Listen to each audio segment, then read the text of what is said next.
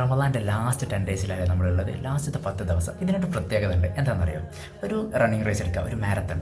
ഈ മാരത്തണിൽ അവസാന ലാപ്പിൽ ആരാണോ ഏറ്റവും ബെസ്റ്റായിട്ട് പെർഫോം ചെയ്യുന്നത്, ഏറ്റവും ബെസ്റ്റായിട്ട് ഓടുന്നത്, അവരായിരിക്കും ദ ബെസ്റ്റ് വിന്നറായിട്ട് സെലക്ട് ചെയ്യപ്പെടുക അല്ലേ?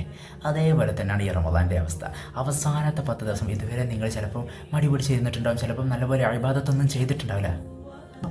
ഇനി എന്ത് ചെയ്യാൻ പറ്റും? ഈ അവസാനത്തെ 10 ദിവസം നമുക്ക് ബെസ്റ്റ് ഔട്ട്കം പുറത്തെടുക്കണ്ടേ?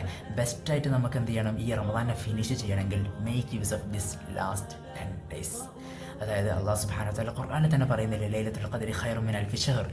ഈ ലൈലത്തുൽ ഖദ്ർ എന്ന് പറയുന്നത് 1000 മാസങ്ങളെക്കാൾ ശ്രേഷ്ഠമായ ഒരു ദിവസമാണ്. ഒരു ദിവസം പോലും അല്ല, just 12 hours of A night. ഒരു രാത്രിൻ്റെ ജസ്റ്റ് 12 മണിക്കൂറാണ് എന്തെന്ന് പറയുന്നത് ലൈലത്തുൽ ഖദ്ർ എന്ന് പറയുന്നത്. ഇത് നമുക്ക് കിട്ടിക്കഴിഞ്ഞാൽ വിൽ ബി ദ വിന്നർ ഇൻഷാ അല്ലാഹ്. അതുകൊണ്ട് make use of these last 10 days.